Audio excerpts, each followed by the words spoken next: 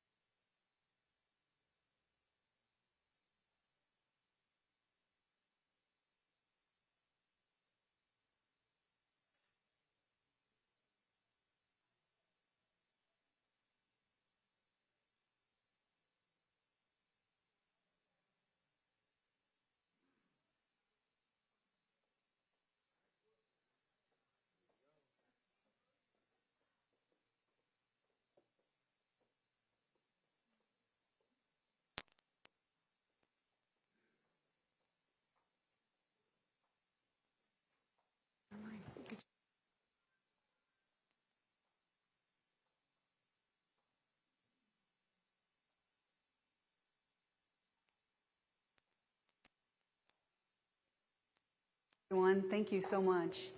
Very sorry to have kept you waiting.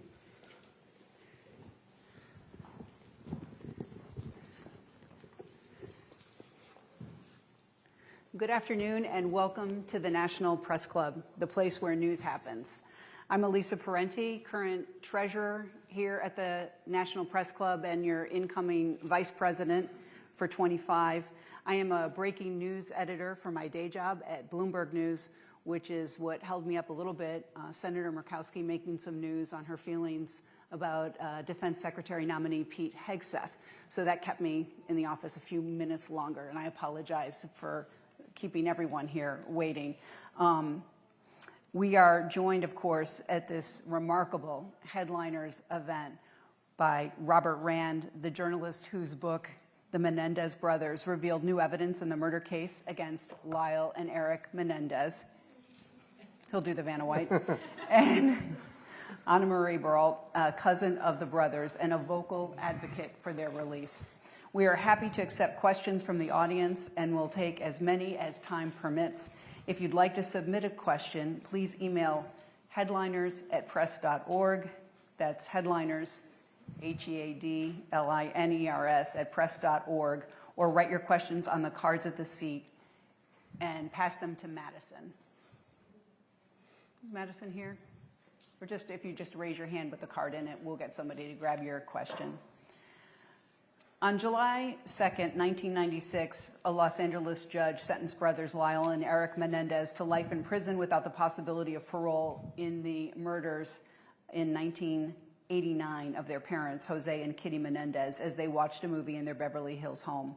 In the first of the brothers' two trials, their defense attorneys argued that the brothers acted in self-defense after years of sexual, emotional, and physical abuse by their father, while the prosecution depicted the brothers as greedy, ungrateful children who plotted their parents' murder out of hatred.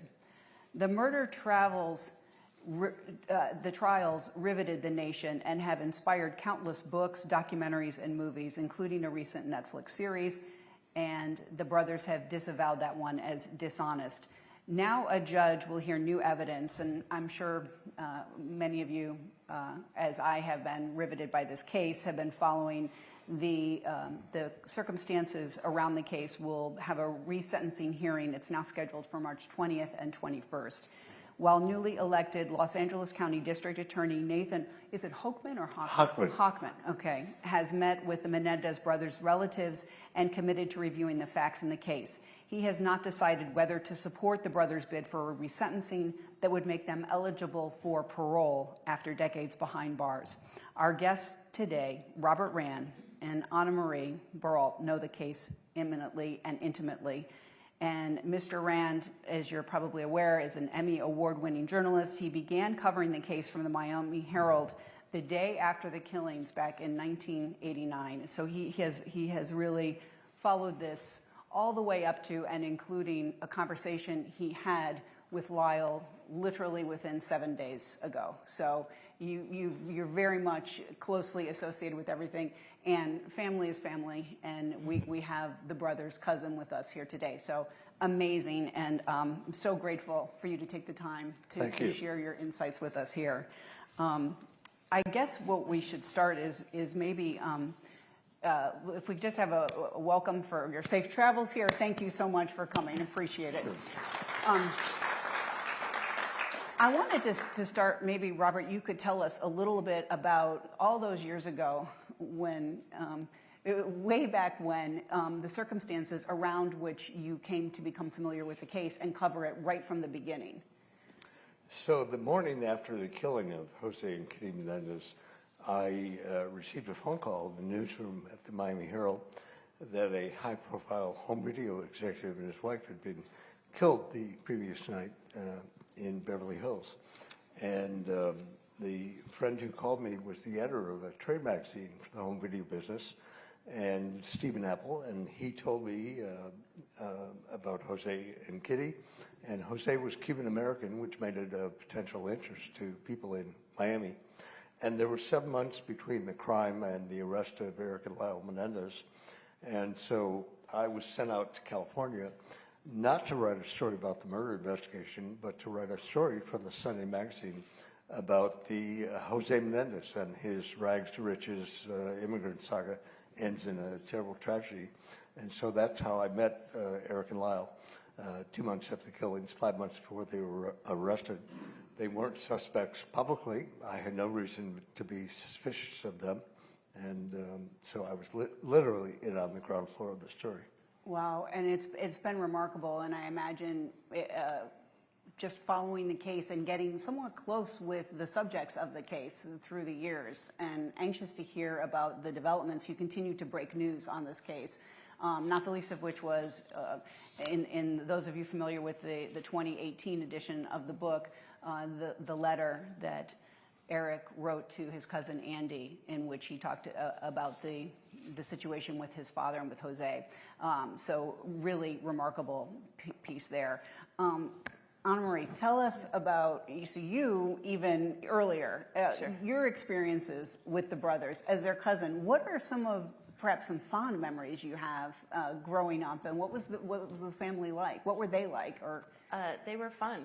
I have so many good memories with Lyle and Eric. I mean, when I think about our childhoods together, we had a pool at my parents' house, and spending hours and hours playing Marco Polo. We canoed at the lake behind their house.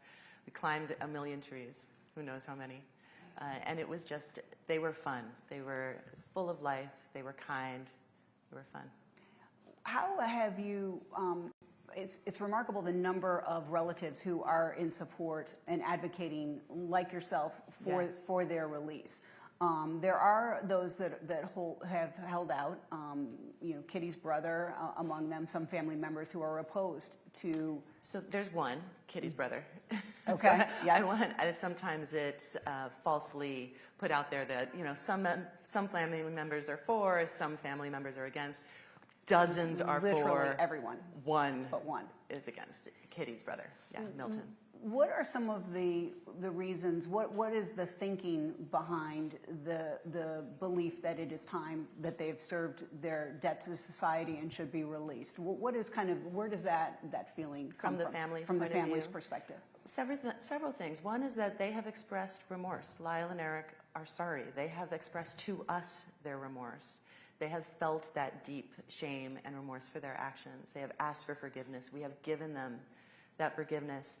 And then we have been able to witness their growth. So those of us who are in close contact with them, they are not the 18 and 21-year-olds who committed this offense. They are really kind, middle-aged men at 54 and 57 that have made great strides. They have educated themselves. They have created programs. We have witnessed their growth. So for us, it's time. It's time. There's no purpose to keeping them in continued incarceration.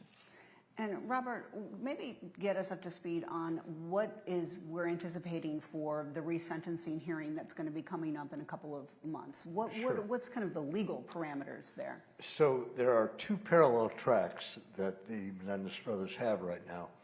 One is the resentencing initiative that was filed by former DA George Gascon, who just lost his re-election bid to Nathan Hochman. And the other is a habeas corpus petition that was filed in May of 2023, one day after a documentary I executive produced, Menendez plus Menudo, Boys Betrayed, came out on Peacock. And that documentary revealed new evidence that that had never been heard before in the Menendez case. And so the resentencing only deals with Eric and Lyle's time in the state prison system and their rehabilitation.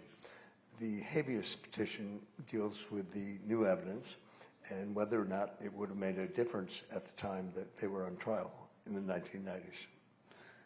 How is the Lyle Menendez that you spoke with last weekend different from the one that you met 35 years ago?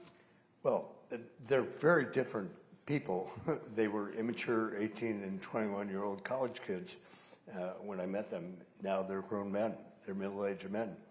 And they've spent more than half their lives incarcerated. And they have really become really valuable members of their inmate community, and they're involved in a number of different programs trying to help their inmate community.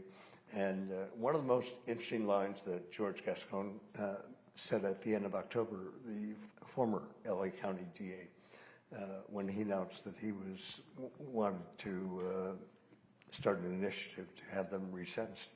He said, Eric and Lyle Menendez never thought that they were going to get out of prison. They were sentenced to life without parole in 1996, and so they never thought they had any chance of ever getting out.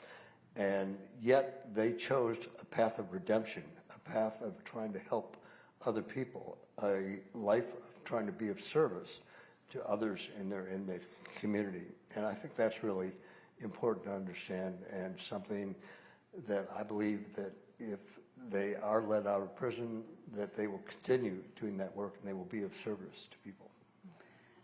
We have a question for you as to how and when did you find understanding and forgiveness to your cousin's actions? And in hindsight, were there any signs as to what was happening in the family?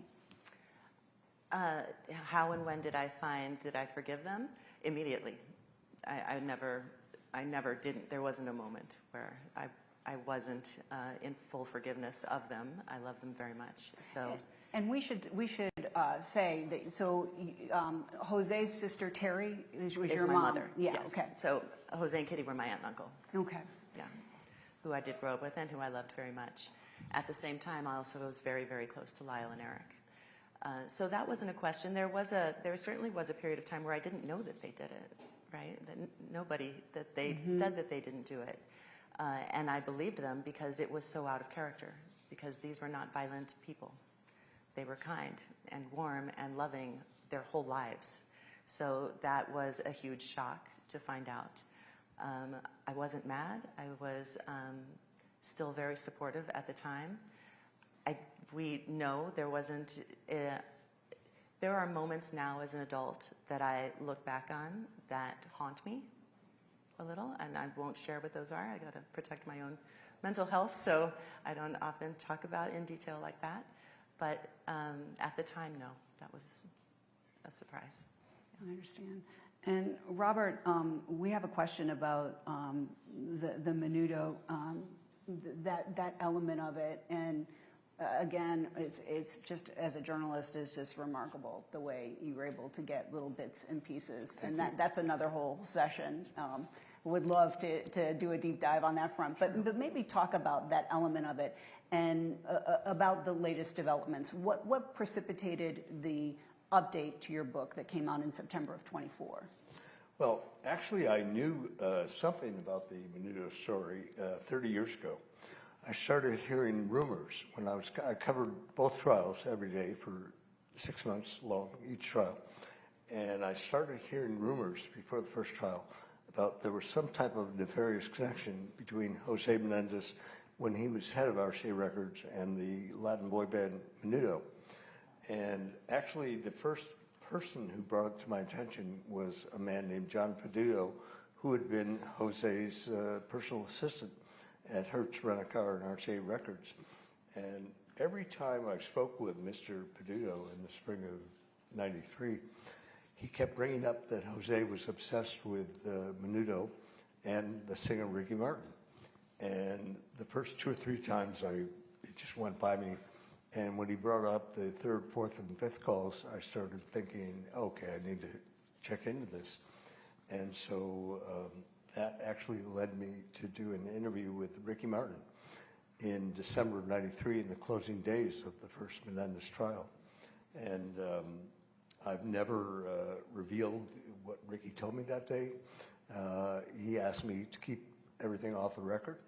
I hope that someday that he might consider going public with his story. But I always knew there was something there, and so I went to Puerto Rico in the 1990s and 2000s, and I made a number of reporting trips. I spoke to former members of the band, but everybody was off the record. The people who did talk to me on the record were journalists and other people close to the band. And so I knew this was a story.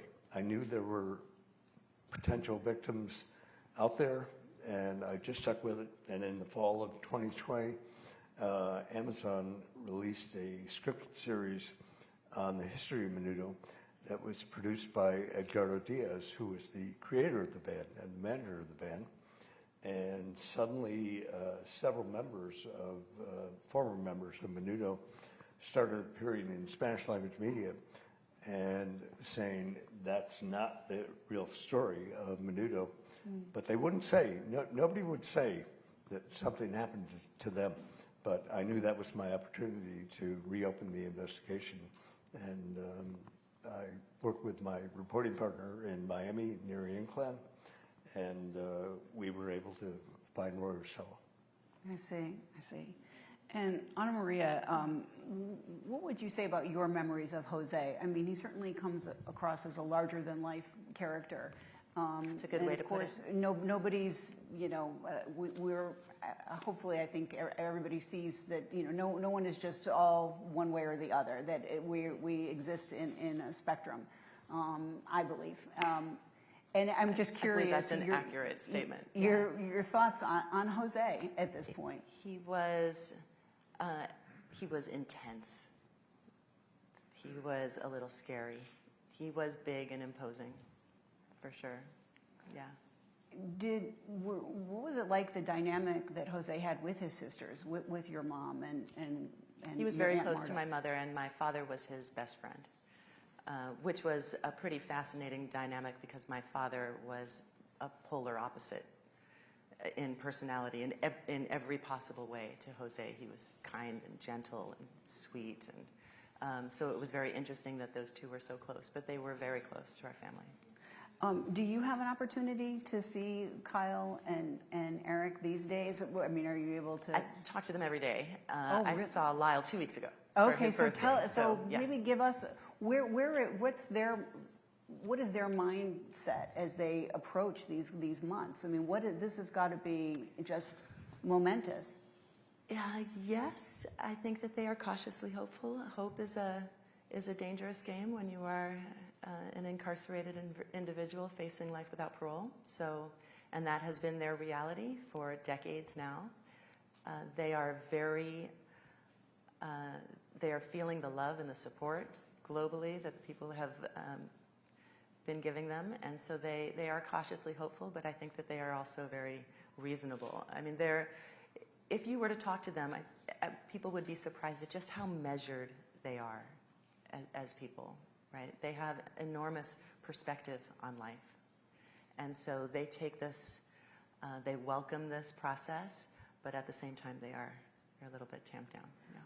One of the most difficult pieces of the punishment to me, it seems to be, would be the fact that they were kept apart for so many years. Mm-hmm. What has it been for them to be incarcerated closer together? And has that facilitated kind of some reconciliation in their, just in terms of coming to terms with each other and their lives? They're very close. They've always been very close. Yeah. So I think that it's been a beautiful experience for them. And the LA County Probation Department recommended that they be placed in the same facility. At the last minute of the morning before the sentencing, the Beverly Hills Police filed a motion asking that they be placed in separate prisons because they co-conspired in a crime, and if they were in the same prison, they might co-conspire to commit a new crime. And that's just ridiculous. It was really one last chance for the Beverly Hills Police to be cruel to Eric and Lyle Menendez. And they didn't see each other for nearly 22 years. And that's wrong. And they've been reunited since April 2018. And they're both very happy to be back together. Robert, here's a question for you. If and when Eric and Lyle are released, will you still continue to fight for the other Menudo members who have yet to come forward? Absolutely. I believe that there's more story to be revealed about Menudo. I know there is. My reporting partner Neri and I have spoken to other Menudo members. We understand why people don't want to come forward because they're now in their late 40s and 50s. They have families, they have kids.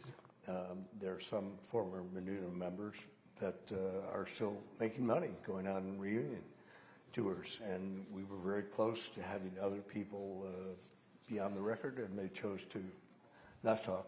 I hope that more people will come forward in the future. We mentioned the Netflix documentary. I know there's been a couple of them. Right. The look on your face speaks volumes. So the question from the audience member is, was the Netflix Menendez brothers documentary accurate? I'll just put it right to you. Overall, it was accurate. I actually was interviewed in the Netflix documentary. It was a decent job at presenting the O.G. Menendez story. But strangely enough, they did not include the new evidence in that documentary. So that was odd for a documentary that came out in October of 24. But I thought it was very well done. Okay. And what about, there was a scripted, I use the word live action, which is not the right phrase, but you know what I mean? Scripted series. A scripted series. Called Monsters that yes. Legendary producer Ryan Murphy came out with in September of 24. And the problem with Monsters was that it was full of falsehoods and inaccurate factual things. And what I believe is that people really don't know the difference between documentaries and scripted series. So when you see real life characters in a scripted series, a lot of people think, oh, that's the truth. That really happened. And I won't go into all the details, but there are a number of scenes that are totally false in Monsters. Thank you. Thank you for that. Should the brothers be set free, what will they do afterwards? Have you talked about this? Is that something that you... Yes, for sure. They're both very excited to have the opportunity to take the work that they have started behind bars out into the world. They're both so passionate about advocating for survivors of sexual abuse, for getting their message out, for hopefully changing policy and even working within the legal system. Eric has done so much work with his fellow incarcerated people with trauma-related meditation and 12-step programs. Lyle has designed the Green Space program, which is redesigning the prison yard where he is. He'd like to take those kinds of programs and further expand them to other prison yards in their efforts to help reduce recidivism. It's really, they can do a lot of good. Well said. So here's another question for you, Robert. Did the DA's office hear the rumors that you mentioned about the band and Jose Menendez at the time of the trial? Did the office investigate those rumors? Do you know or think there are more members? So you've indicated you do believe that there are. I do believe it. And a further answer to that question is the Beverly Hills Police actually called one person in June of '93, just before the first trial, a former promoter who worked with Menudo, and they said, by the way, can you say anything good about Jose Menendez? Or can anybody that you know, a former Menudo member, come forward? And the promoter said no. And that was the whole investigation. One phone call. One phone call, okay. Let me ask you, I'm going to put him devil's advocate because I am here with other journalists and I don't want to be seen as being, you know, too soft. Although I do feel like I'm getting softer in my old age. But we all are. If I were to play devil's advocate, and again, to preface this, you know, with the caveat that I appreciate what it is, what is the stakes of what the brothers encountered and their lives, and I don't in any way mean to take away from that. That said, what about the concerns of those who argue, not the least of which is the one prosecutor, the woman prosecutor, who said, hey, you know, they were adults. They were not, you know, they were old enough to drive away, to extract themselves from that situation. They could have taken other actions rather than killing their parents. What do you say to those who say if these brothers are released, what would stop similar cases from from this kind of similar outcomes, and kind of could we just be a society in which it's just the justices meted out that way? I think that the number 1 and 2 questions I'm always asked. Number 1 is they were 18 and 21 National Olympic tennis players. Why didn't they just walk out the front door? Number 2 question I'm asked is, okay, maybe their father was a monster. Maybe he was a bad person. But what about their mother? Because we believe that all mothers are loving and nurturing. So the answer to question number 1, why didn't they walk out the front door? I've spoken to a number of therapy experts over the years, and they've explained to me that it was like Eric and Lyle were living in a tunnel. They couldn't imagine life without their parents. Their parents had made them totally dependent on them. For example, they did their homework for the brothers, and it didn't take teachers long to realize the homework was always pristine, and then they'd take quizzes in class and fail. And the number 2 question is, what about their mother?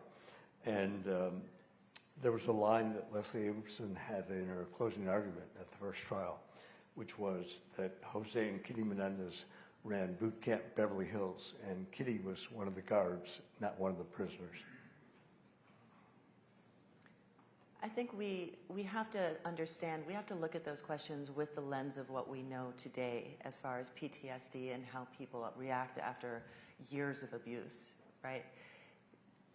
Their brains were altered as a result of those years. And so they made choices that you and I maybe sitting here wouldn't make, right? We know now, we understand now the science behind trauma and how it affects actions. And I think, too, it's interesting to think about, I think about myself when I saw in one of the documentaries, it talked about the SNL skit with Will Ferrell, and how the reaction, one of the things that the prosecution did during the first trial was kind of made the case that this was all an act, in that it was just, and I think that people, speaking, I guess I should just speak for myself. At that time in my life, at that age, I just was not as attuned to child sex abuse as you are today, and aware of what it really means, and of young boys being victimized. So I certainly can appreciate that. I think that society was very different 30 years ago when Eric and Lyle Menendez went on trial the first time. There was no internet, there was no social media. So in high-profile cases, the mainstream media would set a log line, a summary of what the story was. And the story about Eric and Lyle was 2 greedy rich kids killed Ozzie and Harriet on a Sunday night in Beverly Hills. And that was never the real story. Robert, with regard to TikTok and all that has happened in this case, am I going to walk out of here being more of a proponent of social media? Could this actually happen? Can you speak to that? I mean, it's Sure. A very interesting perspective. In the fall of 2020, my son, who was 14 years old at the time, came to me one afternoon and he said, "Dad, TikTok is full of Menendez brothers videos." And I laughed. And then I went down the rabbit hole for the next 3 hours. And I saw this building over a period of months. And I called up a friend of mine who was a senior editor at the New York Times. And I said, "I think this is a story." And they did do a story in February 21 about the new social media supporters for Eric and Lyle Menendez. And that set off some TV shows. And that really was the appetizer for what's happening right now. That there is now a huge community, and more than half of the supporters of Eric and Lyle Menendez are outside of the U.S. So it's not just an American thing, but it's all over the world. And many of them are also abuse survivors themselves. That's really remarkable. Mm-hmm. Here's another question from the crowd. What will the family do if the DA's office continues to delay the resentencing hearing? And the second question is, can the brothers demand to be released together at the same time? Well, the first question I want to address, that the latest resentencing delay for the resentencing hearings is as a result of the fires in Los Angeles. They are hugely empathetic of what is happening. We are hugely empathetic of what is happening to the people in Los Angeles and all of the thousands of people whose lives have been upended. So Eric and Lyle are keenly aware of what is happening, and nobody is suggesting that this latest delay was anything other than related to the fires, and the priority is, of course, to keep Los Angelinos safe. So I want to say that. As far as them making demands to be released together, I don't know that that's in the realm of possibility. They will, if the judge decides to go with the original sentencing recommendation from the past DA, from Gascon, brothers will have to go to separate parole hearings and will be judged separately. So maybe they will be released around the same time, maybe they won't. To piggyback on that, this is from a different person. It says, how do you stay hopeful when so much happens around the case that constantly seems to be pushing it back? It can be tough sometimes. However, remember that 2 years ago, there was no hope. There was life without parole. That was it. We were facing the rest of our lives with them behind bars.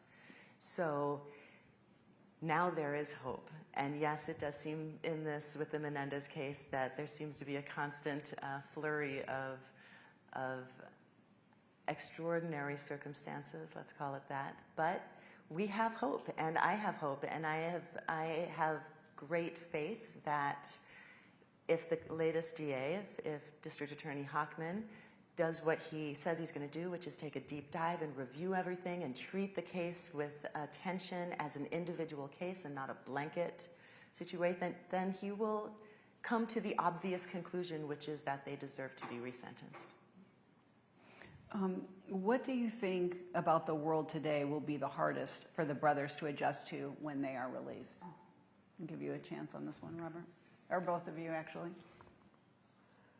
I think that Eric and Lyle Menendez have both become remarkable men. They're very different, as I said, than the young guys I met at the age of 18 and 21. I believe they'll be an asset to any community they choose to live in, and I think they will devote their lives to helping other abuse survivors. I worry they have not lived in the age of social media, nor were they celebrities before. So that comes with a lot of attention. Sometimes it's wanted, sometimes it's not, and I worry about that. I hope that people will let them live private lives and let them do the good work that they've started. I want to give each of you an opportunity to freewheel a little bit and talk about what would you like to most communicate to everyone here today that might be missed or might not have been out in the mainstream media or the documentaries, or what is the one piece that you'd like folks to walk away with the knowledge of? Going back to what I was saying about the media was so different 30 years ago. And Eric and Lyle were being portrayed as a pair of greedy rich kids. That was never the case. They were from a wealthy upper class family. They had always spent a lot of money. And in August of '92, the LA County DA's office went to a grand jury with evidence of murder for financial gain. And they presented that evidence over the course of a week, and the grand jury did not indict the brothers on those charges. And yet, the DA's office knew that the media loved that story. Greedy rich kids kill Ati and Harriet, and that was never the real story. And even though they didn't get an indictment on those charges, they continued to push that story because they knew the media liked it. And so I think that's one of the biggest myths of the Menendez case, is that they did this for the money. That was not the case. I hope that they get seen as the people that they are today. So much of the media coverage, even today, you'll see the pictures are from when they were kids, 18 or 21, or during the trials when they were in their 20s. There is the constant reliving of the offense, of the crime, of the days before, of the weeks after. There isn't enough attention on the men that they are today and how they have spent the time in their lives and the differences that they have made, including developing programs aimed at helping the most vulnerable people around them. I would like the world to know them as the men that they are today, because it is really stunning. Thank you.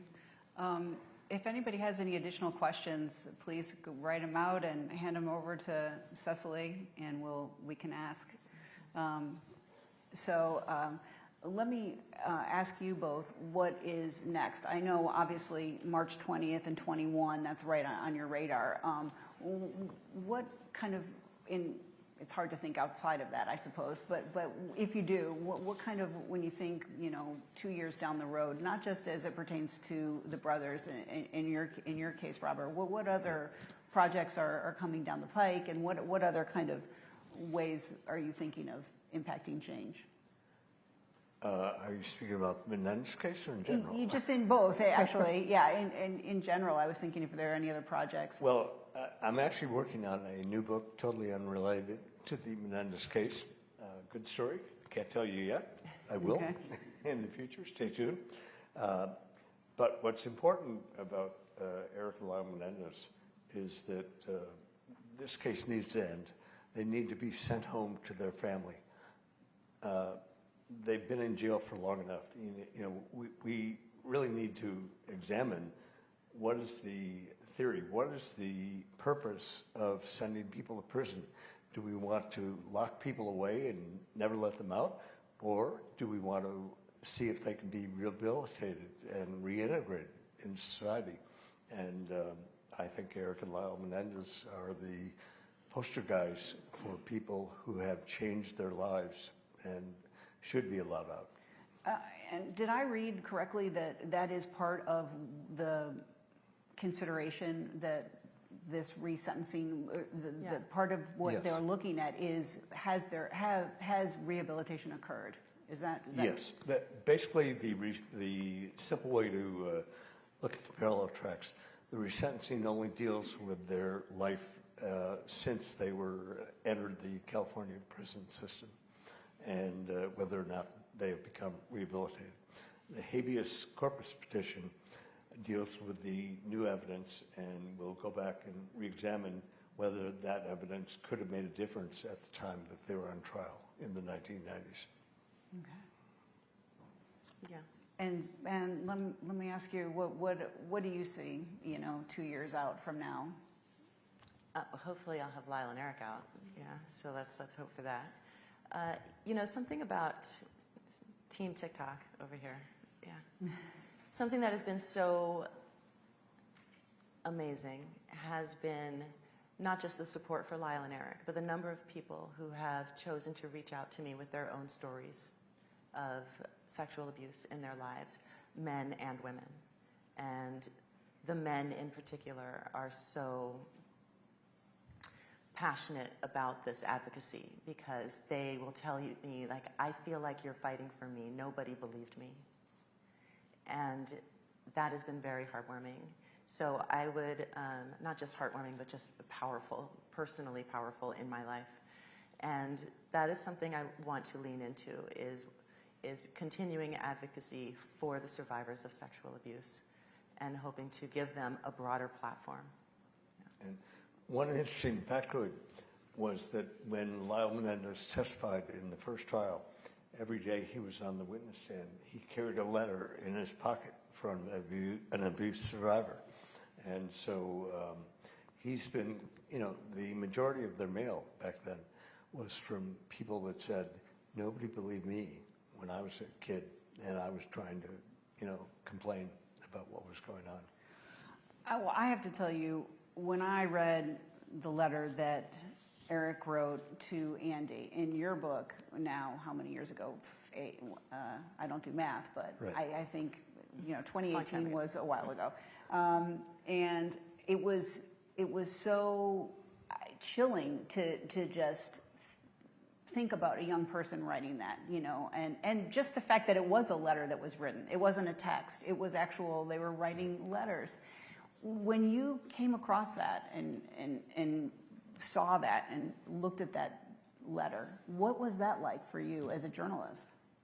That was a smoking gun moment for me.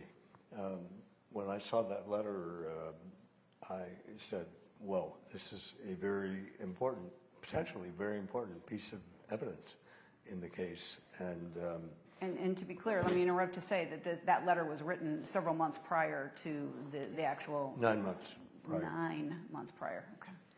And actually, I'd like to read a couple. That would be great, paragraphs, yes. If you don't mind. Thank you. I may have it bookmarked right here.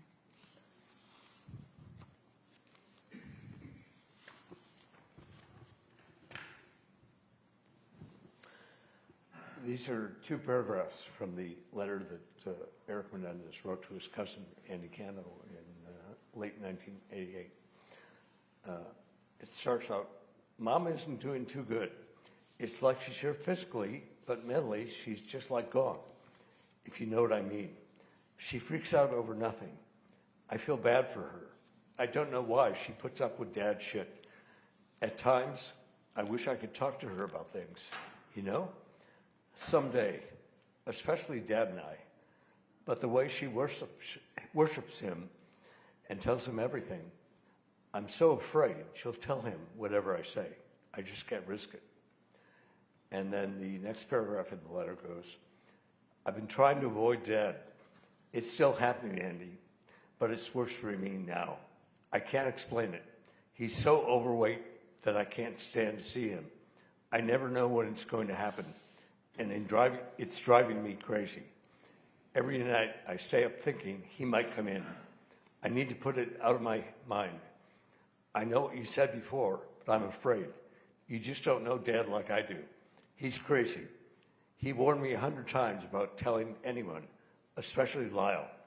Am I a serious wimpus? I don't know if I'll make it through this. I can handle it, Andy. I need to stop thinking about this. We shouldn't be noted that Andy was called a liar when he was testifying in his early 20s about knowledge, you know, and then struggled with addiction, and ultimately we lost him in 2003.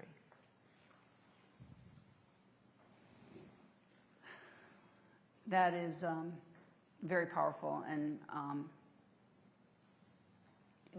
struck by the word wimpus, because it just takes you back to that time. It takes me back to that time. I'm about the same age as the brothers are, so, I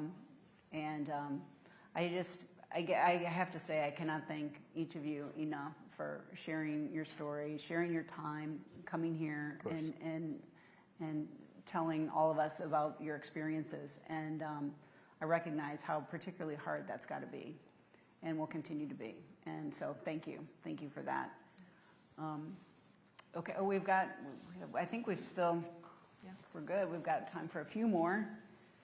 To Robert, how did you gain the trust of Lyle after his own account of not trusting you when he spoke to Norma Novelli? Oh, this is a really good, whoever gave this question, see, well, let's trade spots. You should be up here. This is a great question. Excellent. Well, exactly. Let me tell you a few things about Norma Novelli. Norma Novelli was somebody who Lyle met. She published a newsletter that was circulated in prison called Mind's Eye, and Lyle Menendez wrote her a letter about an article she had written, and she became a very close friend of his. And each of the brothers had friends who were acting as switchboard operators. The brothers would call each of their friends at night, and then the switchboard operators would make three-way calls to whoever they wanted to talk to. And so for several years, Norma Novelli was,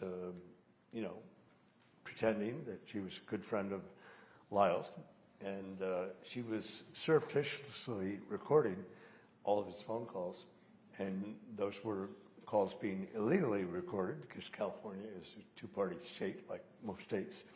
And Norm Novelli actually put out a so-called book in 1995. And the promotion, the book was not a book. It was simply a series of transcripts of phone calls.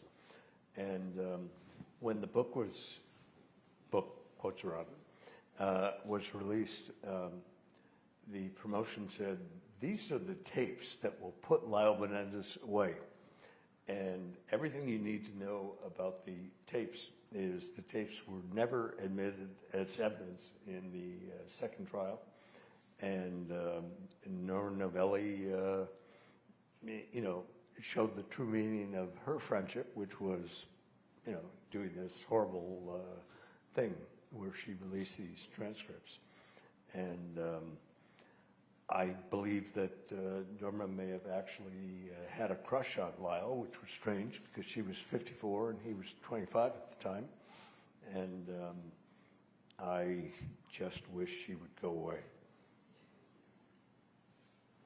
And how were you able to flip that with Lyle and say, hey, I'm not, well, she and I are two different people? In one of her transcripts, Lyle was saying something about me that was negative. And, that was one phone call that he had. I've known him for 35 years, as well as Eric. And, like any relationship, over a period of decades, you go in and out of different periods. But, I wholeheartedly support them. And, I believe I know as much as the lawyers. I probably know maybe even more. But Lyle's a great guy, Eric's a great guy, and as Anna Maria was talking about earlier, they are not the cartoon characters that you see portrayed in Saturday Night Live sketches. They are real people to us, and we know the difference between who they are portrayed as and who they really are. I appreciate that. This one's for you, and I've been calling you Anna Maria. Is it Anna or Anna? Anna. It is Anna. Okay, Yeah. thank you. I got a bum steer on that. I apologize. That's okay. Anna Maria, your mother's testimony in the penalty phase of the trial was very moving. Has your family ever discussed their interactions with the prosecution, particularly in regards to the death penalty? My mother has nothing nice to say about them. Yes. And if you know her, you know that she has no qualms in expressing herself that way as well. Obviously she never wanted that. She always supported them. She loves them desperately. That is her greatest wish, is to see them released. And it's unfortunate that we didn't have a camera in the courtroom at the second trial, including the penalty phase, because Anna Maria's mother, Terry, was an incredibly powerful witness, standing up to Prosecutor David Kahn, who was a very arrogant person. And Terry Burrell said, we've had enough killing in this family. We don't want anything to happen to Eric and Lyle. Yeah, the way they spoke to her was terrible. So disrespectful for a woman who had already lost family. It seems, that I can see that. I can imagine feeling just almost like victimized all over again, to a certain extent. Yeah. Okay, well, with that, thank you. And one last opportunity for any additional points. We can't get you to break some news with what's coming, your next project, no? Okay. Not today. Not today. But I will say that this updated edition of my book came out in September. I hope to release another updated edition when Eric and Lyle Menendez are free men, because that's what should be the final chapter of this story. Wow. Well, that's certainly something to look forward to. Thank you. Yeah, thank you very much.